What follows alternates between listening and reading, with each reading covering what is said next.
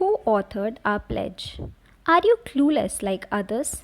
If you don't know the answer, you are among 90% of Indian who have recited the pledge almost on all school days but are yet unaware of its author.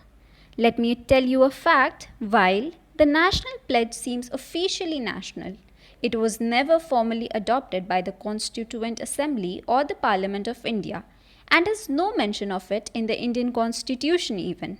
How is that one of the most essentially Indian things was never officially adopted by India? Where does it come from? And who is responsible for its creation? Hey everybody, I am Ankita and in this video I am here to clear your doubts regarding the Indian pledge. So the pledge goes like this. India is my country and all Indians are my brothers and sisters. I love my country and I am proud of its rich and varied heritage.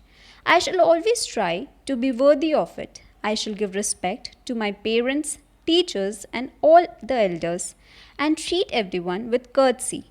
To my country and my people, I pledge my devotion. In their well being and prosperity alone lies my happiness. Every school in India starts its day by singing the national anthem and reciting the pledge. If you ask a primary student, who composed our national anthem Jana Gana Mana, their instant reply will be Rabindranath Tagore. But if you ask the child who authored our pledge, you will receive a clueless look. Most of India's symbols were adopted during the struggle for independence, the transfer of power, or just before the constitution came into force. The national anthem Jana Gana Mana is the first stanza of the song Bharato Bhagya Vidhata by the celebrated poet Rabindranath Tagore. It was first publicly sung on 27th December 1911 at the Calcutta session of Indian National Congress. The national song Vande Mataram was written by Bankim Chandra Chatterjee in 1870s and was adopted as the national song of India in October 1937 by the Congress Working Committee.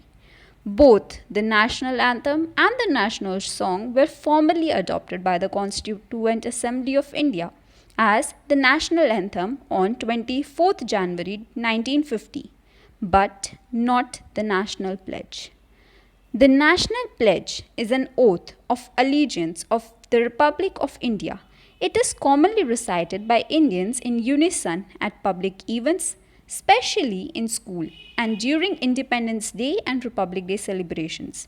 It is commonly found printed in the opening pages of schools and textbook calendar. It is recited in the morning assembly of most Indian schools.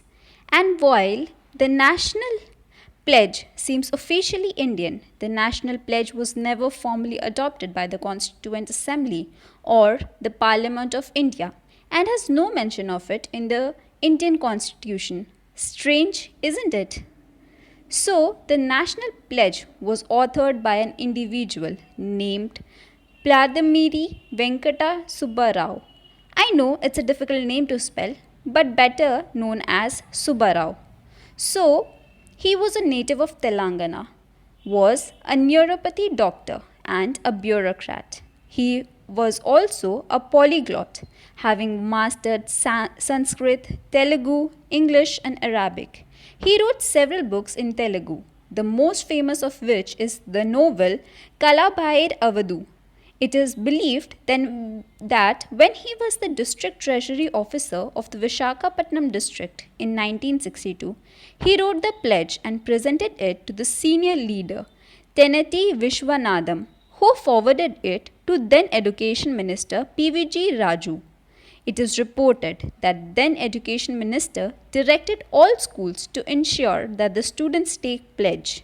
The pledge was then taken up at the national level and the Government of India had it initially translated into 7 languages and directed that all students of the schools in the country be asked to take it every day. In 1962, when the oath was conceived, the nation was in trying times. The country was at war with a hostile China, which had attacked, betraying India's trust.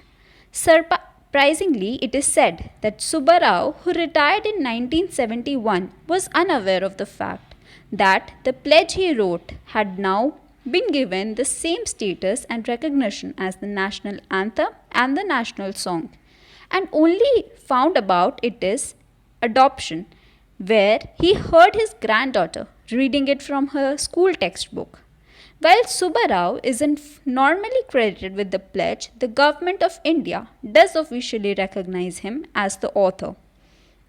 In 2015, the Telangana government in its textbook paid a tribute to the Nalagonda born Subbarao by quoting his name as the author of the national pledge. In years to come, it was translated into numerous other languages and became a staple reading before every official event, as well as in schools across India. Today, translated versions of the pledge are recited across India in Assamese, Bengali, Bhojpuri, Gujarati, Hindi, Kannada, Konkani, Kokoborok, Malayalam, Marathi, Nepali, Odia, Sanskrit, Tamil, Telugu, and Urdu. What it is truly remarkable about the pledge is that even though it was written by a single individual years after the constitution was adopted, it carries some of the most distinctive ideas one finds in the Constitution of India, which was a product of cumbersome debates and a lengthy drafting process. The pledge not only matches up with the idea of Indian Republic as it was originally envisioned by the founding leaders of our nation, and as we find ourselves at this moment in time, where the nation stands divided on some of the most fundamental ideas, we should perhaps remember our pledge. If you like my video, please do subscribe to my channel. Thank you.